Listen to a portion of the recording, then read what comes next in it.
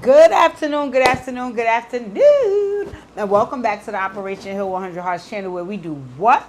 Focus on healing, humor, and hot motherfucking topics. If you are here at the moment, then your nosy ass is tuned in for the hot topics because that's a segment that this video is going to be dedicated to. And today, a part of my hot topics is to do show reviews. So I'm so excited because we have a season 3 of College Hill, and I've watched season 1 and 2 vaguely. I won't say I watched it down to the ground. I didn't watch season 1 that much, but I watched the entirety of season 2, and I love College Hill. So of course I wanted to do my show review. Before I get started, make sure, ladies and gentlemen, you go like, comment, share, subscribe. If you're one of my new subbies, hey boo. If you have not yet subscribed, please don't forget to hit the subscription button. What I noticed a lot of you guys are doing is you're hitting the subscription button, but you're forgetting to turn your notifications on. And the reason why I say so is because folks will say, oh, I didn't know you made a video. Oh, I didn't know you went live. That's because your notifications are not on. But if you turn them on, they will let you know when I'm going live, when I drop a video, when I drop a short, so on and so forth. So let's get started because I do not want to keep you guys. I got my notes and I'm excited about the show. Okay, so the first episode is called Bayou Bound and Determined. Alrighty, the cast this season is Angela White, aka Black China, Saucy Santana, Tamar Braxton, Carlos Miller, Claudia Jordan, and Nick Swaggy P. Young. So I think in prior cast it probably was 7 people, but this time it's 6, which I like. I like the variety of people that they brought this season because I feel like it's a lot of diversity, right? In a sense that it's not all young people. It's not all older people. The only thing is that it is all black people. I think Claudia might be the only biracial person on the cast, but other than that, that's the only thing that everybody has in common. Other than that, there's some of the heterosexual community, some of the homosexual community. There's men, there's women. You know, it's just a beautiful cast. I like it, right? Because I think it's going to bring very jokes because it's very, very much different personalities. Anywho, when it starts off, my boy Saucy arrives. Now, I'm not going to lie. Me and Saucy in my head are cousins. Me and Saucy in my head are cousins. I love him down. So he arrives again in all his splendor, with all his luggage and all his fabulosity, and he's the only one there. So he goes running around the house and he's looking for a good room for himself because he's like, bitch, I'm the first one here. Let me get the room that I love. Let me choose. Let me do what I need to do. Right? As he's doing so and looking around, he's in the confessional basically explaining who he is, what he does. He's an up-and-coming rap. Well, not up-and-coming. He's actually an established rapper at this point. He has a song with Madonna. He's very, very close to the City Girls. He's performed with them. He's performed with Lotto. And one thing I love that he did, because him and Carisha are so close, he was basically saying, like, you know, I'm here for college to do what I got to do, but also have a good time, play some Risha Roulette. I'm like, that's right. Big up your girl business. But anywho, he's there going around and he sees outside of cars pulling up. So he like, oh yeah, I know some more people is coming. I gotta hide because I don't want them to see me. Now, why his crazy behind was hiding, I didn't really understand, and why he didn't want the person to see him, I didn't understand, because they're gonna see you anyway. But anyway, he started running and hiding, and guess who the next person to arrive was? My girl Black China, BKA, better known as Angela White, right? So she going around the house like, okay, I see some luggage, I see somebody's here, but who's here? He's running around trying to hide from her, not knowing it's her. Eventually, he's like, oh my God, it's you. She's like, oh my God, it's you. They hug, yada, yada, yada. Afterwards, Carlos Miller arrives. Now, Carlos Miller, I'm sorry. Carlos Miller said he's from 85 South. I think it's a TV show or a comedy show or something like that, and Wildin' Out. I have seen him vaguely on Wild 'N Out. I'm not an avid watcher of Wild 'N Out. I do like some of the games and stuff. I'll get into later what's up with that. But I have seen his face before. I've even seen him on the Breakfast Club because I think 85 South is him and like 2 other people. It might be DC Young Fly, something like that. So I kind of was familiar with who he was. And then Nick Young arrives. Right? I don't know why Nick always looks like he has something in his mouth, or his mouth is like it's just always something wrong with Nick's mouth. But he arrives there, and the last thing I remember about Nick was his antics on Couples Retreat, and he got on my fucking nerves. So I just was looking at Nick like, I guess. I don't know why I thought Nick Young and Claudia Jordan were on Couples Retreat at the same time. If you guys ever watched that show, is it called Couples Retreat, Couples Therapy? Either one. Drop down in the comments and let me know, was Nick on there the same time that Claudia was? Because if I'm not mistaken, that's the season Just Hilarious was there. That's the season that what's the African guy named, the comedian? He was there. Y'all let me know if I'm wrong in the comments. Anyway, he started to talk about his confessional, why he left how he left USC to join the NBA draft because he's a former basketball player. So on and so forth. All right, so then they all sit down and they start discussing, going to Mardi Gras and, enjoying New Orleans because that's where they are in New Orleans to go to school at Xavier University. And Claudia arrives. Claudia. So anywho, they give everybody the opportunity to kind of share some things about themselves as they're walking in to kind of introduce who they are. So you hear their voice in the background. Claudia's description of herself, it was interesting. It was interesting because let me just say this. I absolutely loved Claudia on Real Housewives of Atlanta, which was where I was introduced to her because I loved that she wasn't afraid to go toe-to-toe with Nene. And I felt like Nene needed somebody to go toe-to-toe with her because she is sheer entertainment and reality TV platinum, but not when she's doing it alone. She needs an ensemble cast to kind of fuel her fire. And I felt like that one season that Claudia was on, Claudia was with the shit. So I like Claudia. In recent years, I've started to see more sides of Claudia's personality. And while I don't dislike the woman because I don't know her personally, I think that I may have prematurely judged her from Real Housewives of Atlanta, and now I'm getting to see the full scope of who Claudia is. But in any event, her description of herself was, and I quote, "She's an actress and a producer. Most people know her from Real Housewives of Atlanta. She's a professional model, and she's also a talk show host. Basically, she's a professional shit talker. She's like a female Kanye, except her ass crack won't be showing, and she doesn't date white girls."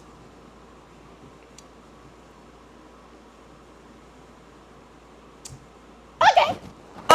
In any event, she went to school in Cleveland, Ohio. She went to a predominantly white university.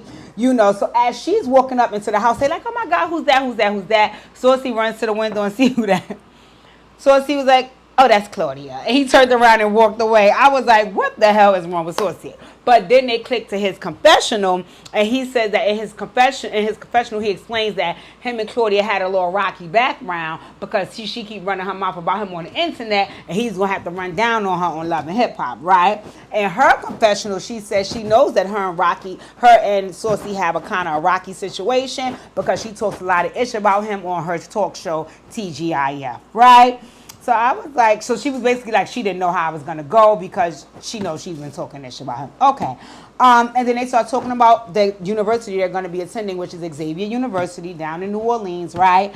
And Carlos just basically started to share some of the deets that he found out about the university. But what I love is that, they was like, "Well, how you know all of that?" He was like, "I performed there." So he was like, "Perform what?" Carlos was like, "I'm a comedian." So she was like, "They got comedy shows here?" I was cracking up. And then in her confessional, Angela was also Black China also was like, I vaguely know who Carlos is, but okay, right? So I was cracking up. Anyway, Carlos, he started joking and stuff and talking about religion and faith and so on and so forth. And as you guys know, Angela, formerly known as Black China, the reason why she's now known as her birth given name, Angela White, is because she's trying to divorce Black China. She's on a spiritual healing journey, and she's trying to return back to God, make her peace with who she used to be and come into her new path that God wants her to walk. Let me say something that's very personal for me. I'm very, very happy for Black China. I'm very, very proud of Black China. I think they said the other day that she has like maybe 17 or 18 months clean and sober. That makes me feel really, really good about her journey because one thing that I know is that drugs and alcohol can contribute to limiting you on how much healing that you do. As a matter of fact, today I am clean and sober from alcohol because I don't do any drugs.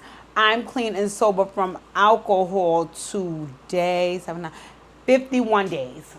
51 days. In a week and 2 days, I will be celebrating 60 days clean and sober. And I'm very, very proud of myself because I did it as a contribution to my healing journey. So I'm very, very happy for Angela. So anywho, when Carlos started making jokes about faith and all like that, Angela was like, let me get from around you because I'm not here for it. And one thing about when you walking with your spiritual journey and your healing journey, you don't let nobody play with you and you don't let nobody play with it. So I understood that part of it, right? So Claudia said give her a few minutes. She had to go upstairs and had to go upstairs and host her TGIF show. So remember, she does TGIF 5 days a week for an hour, so she was just going to do it there from the house they were staying in. So she went to film, and everybody else was waiting on their last cast member. So everybody's initials were on bags when they came in, and they saw the last cast member was TB. So they were there trying to guess who TB was. So finally, none other than the infamous Tamar Braxton comes strutting in. I was like, Lord, Lord, Lord, Lord. So when Tamar walked in, I was like, oh yeah, they knew what they was doing by putting this cast together because she is another drama queen. Soon as she comes strutting in, they're like, oh my God, hey, how you doing? Claudia was upstairs recording. When Claudia came down and saw Tamar saw Claudia. I hope it gets better because that exchange between them did not seem like we was homegirls. It seemed like I'm just going to be cordial with you because I don't really bangs with you and I'm trying not to have no smoke in this house. So it was like, hey, how you doing? Hey, how you doing? Very brief, I got to roll. So I was like, wow, okay. Anywho, I was cracking up because Saucy was like, okay, well, I see all the girls in here. I'm going to have to room with the girls because I sleep in my panties. So Saucy is an absolute treat. He cracks me up. I told you that's my cousin in my head. So I was cracking up. Anyway, they started situating the rooms and seeing where they was gonna go, and I could already see that was looking like that was gonna be an issue for folks. But I'm like, okay. So Saucy, I think Black China and Tamar went upstairs and was like, okay, the girls are going to be sharing a room. Tamar came with a whole entire staff to deliver her stuff because she had bags upon bags upon bags upon bags, and so did Saucy. But Saucy didn't have a staff to carry it. So what I liked was that Nick Young and Carlos was kind enough to carry Saucy's bags upstairs. I mean, it made me laugh because I'm like, oh, they really treating my cousin like the material girl up in here. So I thought that was really cute, right? The next day was their very first day of school, so they went to their orientation. And they was kind of late because Saucy and Tamar was crawling out the bed. Saucy in particular, they was like, get up, time to roll. He was like, listen, I'm walking around in the moo-moo. He's eating breakfast. He's taking his time. They said, oh, you have time, Saucy? Because we don't. They kindly left Saucy ass right there at the damn house. They went on to the school. They did. As soon as they arrived, they see the choir. They see the band. They all excited. Saucy is pissed. So he had to get in the Uber. Or maybe it wasn't an Uber. Maybe it was another van that they had there for the cast. I guess just if you want to go somewhere else. So he had to take that. Everybody else left him. So he was like, okay, I'm not speaking to y'all. Leave me alone when he arrived there. But he was, he made it seem, he didn't make it seem like he was really, really seriously mad. He just tried to act like he had a little attitude so they could soften him up. Right. Anywho, they was going around the university and seeing what they had on the clubs and all of that. So when they got to the clubs portion, Black China signed up for track and field. Saucy signed up for cheerleading, and Nick Young signed up for basketball. I didn't see what the other people signed up for. And then they went to do the meet and greet with the principal, with the president of Xavier and their academic advisor, Dr. Stewart. Dr. Stewart just basically laid out the rules. Listen, this is how you can't dress. This is what time you need to be here. We don't want no drama. Don't put no social media antics. And we take this university very, very much serious. So we suggest you take it serious as well. They was like, okay, I guess. Right? So that afterwards, they came on home and, they was like, listen, it's our first night here. Tomorrow was our first official day of classes, right? So because of that, we kind of want to hang out and get to see the city. So Saucy, Carlos, and Nick, they went to a basketball game. And Angela White, Tamar, and Claudia went to dinner, right? So at dinner, Angela doesn't drink, but Claudia and Tamar was there having little sips and eating and, catching up. And what I loved was that provided Angela the opportunity to basically share, what's going on with her healing journey. So she was like, listen, this is what's going on. This is where I am. This is where I got started. This is the reason that I got started. And, you know, I'm just trying to make sure I walk the correct path because I made a lot of mistakes in my past and I really want to be better and I want to do better, especially for my kids. She also led on to the fact that she's in love and she have a man and the relationship is going very well. She appreciates him. She loves him. And then Tamar talked about her fiance, JR. Now, I didn't know they was engaged. But apparently, yeah, she brought that up, you know, and, you know, during the time that Angela was speaking about, like, you know, trying to change her ways and become a better person, for whatever reason, that made Tamar emotional, right? And she just basically, she started explaining why. She was like, you know, I get it because as celebrities, we are so used to being judged and talked about and put down that, you know, people don't really get to know who you really are, right? And I was looking at Tamar when she was saying all of that because while I believe her emotions was real, and while I believed everything that she was saying she actually believed, I also feel like Tamar can be a tad bit delusional. I don't think that folks didn't get to know who you are, Tamar. I think people did get to know who you are and they don't like you because of it. And that makes you emotional because you want people to like you. But anywho, that's neither here nor there, right? She got all emotional, blah, blah, blah, blah, blah, blah, blah. I like that moment because for Angela, I can see that her spiritual and healing journey is very important to her and she takes it very seriously, right? When everybody is back at the house, Tamar's talking about her music career and Carlos is so excited about challenging her in his academic journey. And in those moments, I'm looking at Carlos and Tamar interaction and it made me feel like Carlos might like Tamar a little bit, and I think that Tamar is just being nice and doesn't have Carlos to think about. But we'll see as time goes on if either they like each other or if Carlos is just putting on for the camera. Anyway, he was just giving me very starry-eyed, very groupie-ish. And, you know, Tamar was like, okay, we're making small talk. I don't have time for you. But I'll entertain this conversation because we are on the show together. So I was like, okay. All right, the very next day is the first day of classes. The first class they have was philosophy, happiness, and the meaning of life with a Caucasian professor and his. I like this class. It was good. It was interesting. And another thing it did is it made the students think, right? The other class that they had is their political science class. In this class, the teacher asked if they could write a policy regarding homelessness. Why did this teacher say this? Lord, have mercy, Lord. Anywho, when the teacher brought this whole situation up about that, everybody got into a tizzy. Carlos was like, listen, I feel, and this is exactly what he feel, he said that I don't feel homelessness is anybody else's business or fault because I feel it's a choice. So now everybody in the room is trying to get him to kind of clarify, what do you mean you think it's a choice? You think people wake up and say, wow, I want to be homeless, come, let me be homeless, come, I want to be homeless. No, people don't do that. Things happen. And that is why this takes place. Well, honey, Carlos and Nick got into it. They started arguing. Claudia was trying to get them to understand. Tamar was mortified because she couldn't understand how Carlos could be so ignorant. Saucy was just there back there with his fan, like, Carlos, why are you speaking? Because I thought we was going to be leaving and going to get drinks after this and going to have fun. It was just a whole debacle. The philosophy teacher is looking at them like they are absolutely, I think it's political science class, like they are absolutely insane. Everybody's getting annoyed and everything was in an uproar. So I'm like, okay, I see what Carlos' point is. He wants to be the shit starter, start all the drama and argue about everything. But again, we're going to see how true that is as the season progresses.